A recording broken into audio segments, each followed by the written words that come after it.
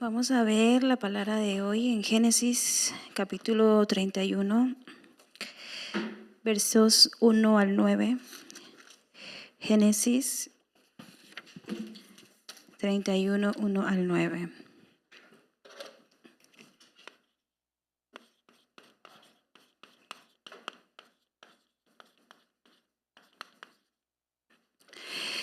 Dice así la palabra de Dios.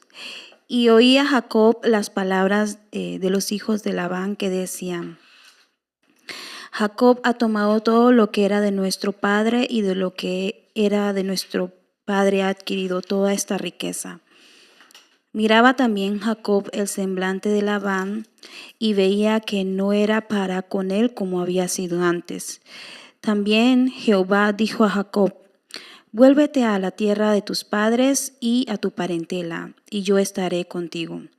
Envió pues Jacob y llamó a Raquel y a Lea al campo donde estaban sus ovejas, y les dijo: Veo que el semblante de vuestro padre no es para conmigo como era antes, mas el Dios de mi padre ha estado conmigo. Vosotras sabéis que con todas mis fuerzas he servido a vuestro padre, y vuestro padre me ha engañado y me ha cambiado el salario 10 veces, pero Dios no le ha permitido que me hiciese mal. Si él decía así: los pintados serán tu salario, entonces todas las ovejas parían pintados. Y si decía así: los listados serán tu salario, entonces todas las ovejas parían listados. Así quitó Dios el ganado de vuestro padre y me lo dio a mí. Palabra de Dios. Hoy vamos a ver el itinerario de Jacob, la vida de Jacob. Y el título del mensaje de hoy es El campo junto al Dios del pacto. El campo junto al Dios del pacto.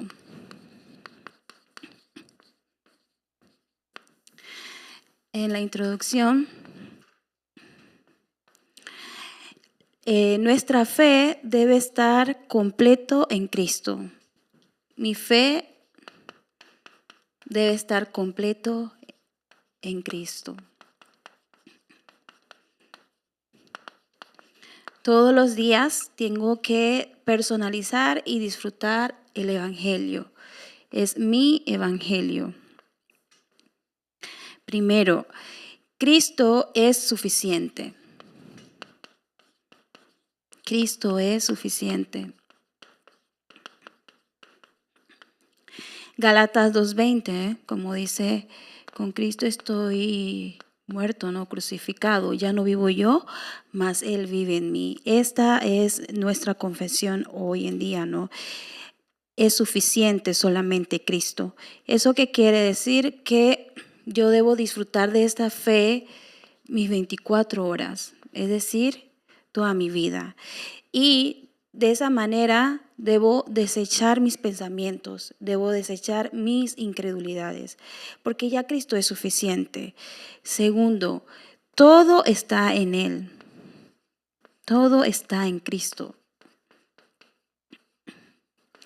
Veamos en Colosenses capítulo 2, versos 2 al 3. Colosenses 2, 2 al 3. Voy a buscarlo.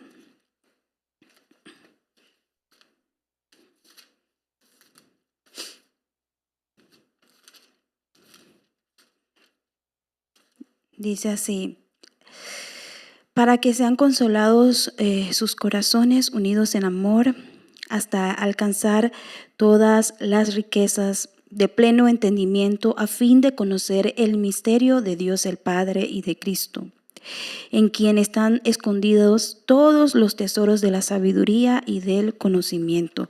Todo está en Cristo, el misterio de Dios, Cristo. En Él ya tenemos todo el conocimiento, la verdad. Con esta realidad, con este misterio, debo orar 25 horas. ¿Qué quiere decir 25 horas? No es en mi horario, no superamos el tiempo del hombre. Cuando me concentro tanto en llegando a ese nivel de 25 horas, podré ver su obra, absolutamente. Tercero, Cristo es eterno.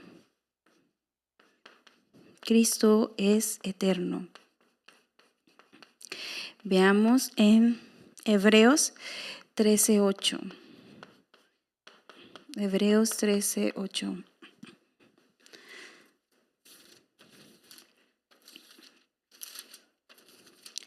Dice así, en Hebreos 13:8. Jesucristo es el mismo ayer y hoy y por los siglos. Amén. Él es eterno, nunca cambia, para siempre. Él es el protagonista de nuestras respuestas eternas. Solo a través de Él podemos tener las respuestas eternas. Y si tenemos esta seguridad que en nuestro Señor está todo, que Él es completo y que Él tiene respuestas eternas, entonces ya debo desechar el buscar mi propio éxito. Ya no tengo que buscar ese objetivo, ¿no?, de ser exitoso fuera de Él, porque ya estamos en la cumbre nosotros, la cumbre espiritual.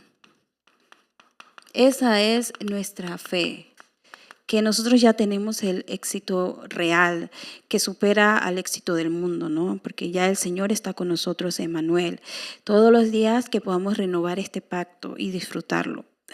En el contenido, como mencioné al inicio, vamos a ver la vida de Jacob. Primer punto, Jacob, quien recibió una respuesta importante. Recibió una respuesta importante. Desde que nació, Jacob parecía que iba a ser mal, ¿no? Vino aferrado del pie de su hermano Esaú, ¿no? Y si lo vemos con ojos humanos, con ojos de legalismo, con ojos morales, vamos a verlo mal, moralmente, no hablando. Él hizo todo mal, pareciera. Porque Jacob originalmente no era el que iba a recibir la bendición del primogénito, pero él se convirtió en el sucesor del pacto. Se supone que el hijo mayor, o sea, el hermano Esaú, que salió antes, no nació antes, él iba a recibir esta bendición. Pero Jacob se convirtió en sucesor, lo tomó él. Y lo vemos en la palabra que dice la Biblia que el mayor va a servir al menor, en ese caso en especial. Hemos conocido la historia de Jacob, cómo engañó con la ayuda de su madre a su hermano Esaú y le compró, engañó al padre, pero le compró la primogenitura a su hermano hambriento, a su hermano Esaú. Lo que nosotros tenemos que ver aquí es que para Jacob era más importante, él entendía el valor de la bendición del pacto que había recibido su padre, su abuelo. Él había entendido cuál era la importancia espiritual. En cambio, su hermano estaba pendiente a las cosas terrenales. Solo estaba pensando en saciar su hambre físico. Es algo que nosotros también tenemos que aprender, no ser como Esaú. Esaú estaba pendiente de poder saciar su físico, estar solo pendiente a él. Y estaba cegado espiritualmente. No podía entender que la bendición que iba a venir de su padre, de su abuelo, era más que algo físico, era espiritual. Pero Jacob entendió eso y de esa manera compró su bendición del hijo mayor. Ya después su hermano se arrepintió y se dio cuenta, ¿no?, de lo que perdió. Y luego vemos que al comprarle a su hermano, engañó a su padre ciego, ¿no? Su padre no podía ver, ya estaba viejo, y sabemos que él se puso como pelo, como su hermano tenía mucho pelo, él engañó así a su padre, ¿no? Y recibió la bendición del primogénito. Esto, ante nuestros ojos legalistas, es como está mal. Pero Jacob no quiso perder esa gran bendición que provenía de Dios, ¿no? Y a pesar de esto, ¿cómo lo hizo? Podemos ver que él pudo recibir una respuesta. Él recibió, luego de este evento, de tomar, de comprar y de engañar y recibir la bendición, él igual recibió una respuesta de Dios. Después de este suceso, él huyó de su hermano, ¿no? Porque su hermano ya estaba con deseos de vengarse, ¿no? Y él tuvo que salir de su casa por lo que hizo, ¿no? Pero aún, a pesar de ese error, supuesto error, Dios estaba con él. Lo vemos, ¿no? Que en la bendición de Betel, en Génesis 28, 12 al 15, después pueden ver, ¿no? Génesis 28, del 12 al 15. Podemos ver que él ya cansado, huyendo, se quedó ahí y tuvo un sueño. Vio unas escaleras donde venían y bajaban los ángeles, ¿no? Subían y bajaban. Pero en ese lugar estaba Dios también. En ese lugar él recibió esa fortaleza. Tuvo un sueño, vio a los ángeles y aún así Dios, ya él había recibido la bendición y Dios le reiteró su pacto con él. Vamos a verlo mejor en Génesis. Voy a leerlo, Génesis 28, del 12 al 15. Dice: y soñó, y aquí una escalera que estaba apoyada en tierra, y su extremo tocaba en el cielo. Y he aquí ángeles de Dios que subían y descendían por ella. Y he aquí Jehová estaba en lo alto de ella, el cual dijo: yo soy Jehová, el Dios de Abraham tu padre, y el Dios de Isaac. La tierra en que estás acostado te la daré a ti y a tu descendencia. Será tu descendencia como el polvo de la tierra, y te extenderás al occidente, al oriente, al norte y al sur. Y todas las familias de la tierra serán benditas en ti y en tu simiente. He aquí yo estoy contigo y te guardaré por donde quiera que fueres, y volveré a traerte a esta tierra, porque no te dejaré hasta que haya hecho lo que te he dicho. Palabra de Dios. Cuán hermoso, ¿no?, es Dios, que Él cumple su pacto. A Dios nadie lo puede engañar. Lo que hizo Jacob con su hermano y con su padre, Dios lo vio y Dios lo permitió. Dios es soberano, porque la bendición era para él ya, era para Jacob. Y como en este lugar, huyendo de su hermano, Dios le confirmó esta bendición que le di a Abraham, a Isaac: te lo voy a dar a ti, y en ti van a ser bendecidos todas las familias de la tierra. Vemos que esta bendición es la evangelización del mundo. Es que todo a través de la simiente, ¿quién iba a venir? Nuestro Señor. Iban a recibir la salvación. La bendición de Jacob es que él entendió eso de manera espiritual y su hermano lo perdió. Era para él y el Señor se lo confirmó. Segundo, Jacob también recibió la respuesta. ¿Dónde? Luego de este lugar, ¿a dónde continuó su itinerario? En la casa de Labán, su suegro, ¿no? Jacob recibió la respuesta de Dios en la casa de Labán, su suegro.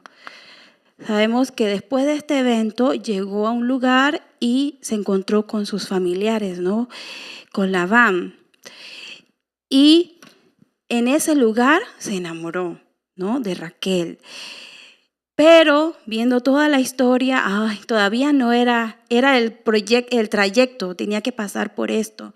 Él se enamoró de la hija menor, ¿no?, de Raquel, pero su suegro lo engañó. Primero lo hizo trabajar por su amada 7 años y al final no le dio a Raquel, sino a Lea. Y si quería casarse con ella, tenía que trabajar 7 años más. Pero él lo hizo por amor, ¿no? Y se casó. Esto también parece como fuera de todo nuestro moralismo, ¿no? Tuvo 2 esposas, pero a pesar de esto, salieron ¿qué? Los 12 hijos, que son las 12 tribus. En este lugar tuvo la bendición de la familia del pacto, ¿no? Dios trabaja de maneras que a nosotros nos sorprende, pero era el plan de Dios. Vemos cómo tuvo su familia después de haber trabajado duro y también recibió la respuesta de la economía. El pasaje que leí,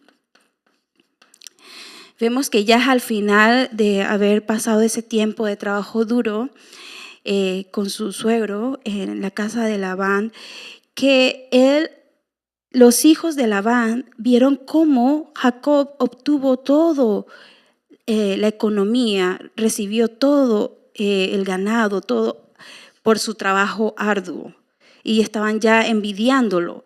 Pero a pesar de las circunstancias difíciles, se había alejado de su familia, estaba huyendo de su hermano, llegó a una casa donde lo engañaron 14 años.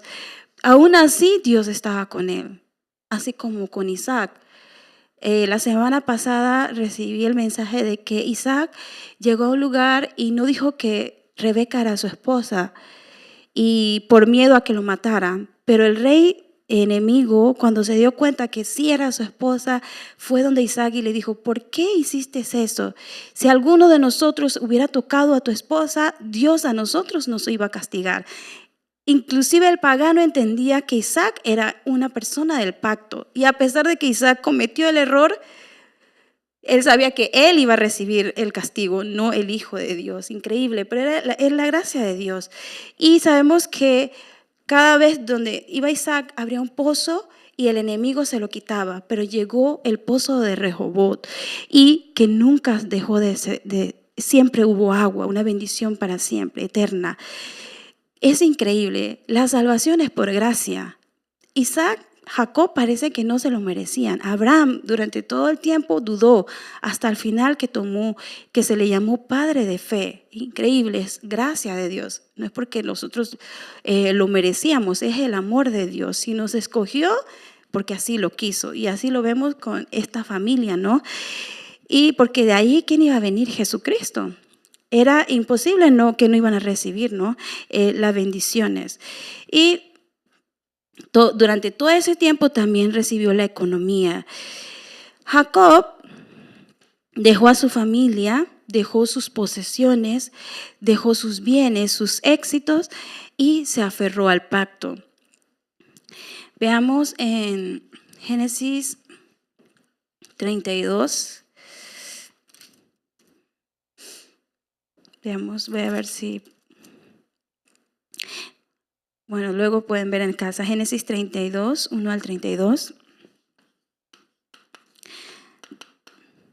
El pasaje que leí en Génesis 31, vemos cómo ya Jacob se dio cuenta que ya su suegro no estaba de su lado, que a pesar de todo el engaño, de todo lo que hizo trabajar, él dijo a sus esposas que a pesar de todo, Dios no permitió que me hiciera daño, porque Dios estaba conmigo.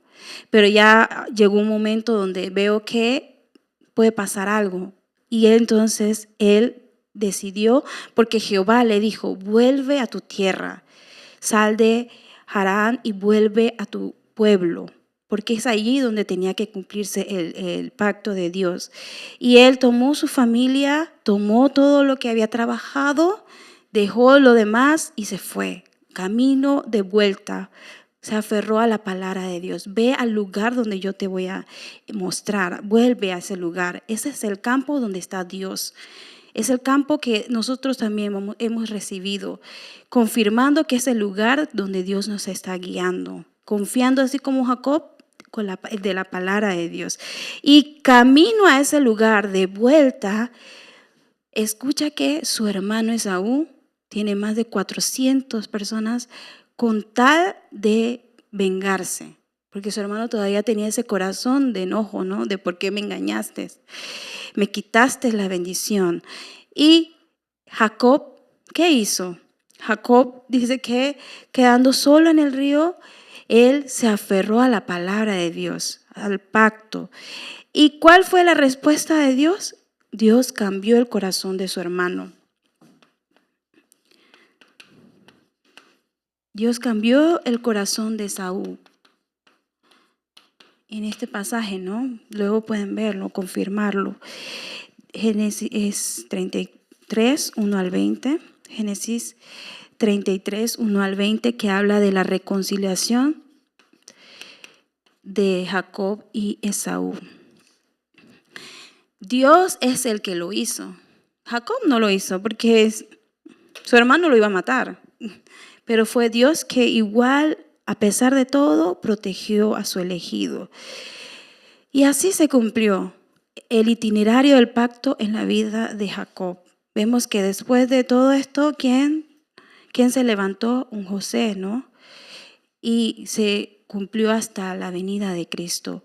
Si Dios nos ha llamado, tenemos que confiar que Él está con nosotros y a través de nosotros se va a cumplir la evangelización del mundo y confirmar que en el lugar donde estamos es el campo donde está Dios.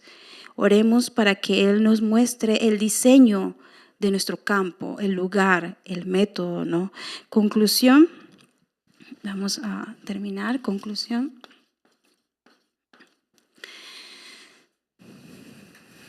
Recibamos la respuesta en el campo y en el lugar donde estamos, nosotros acá, que estamos aquí en Daegu, recibamos la respuesta. Recibamos la respuesta en este campo. Una de las plataformas de la fe, son 10, dice que en el lugar donde estoy es mi campo de misión.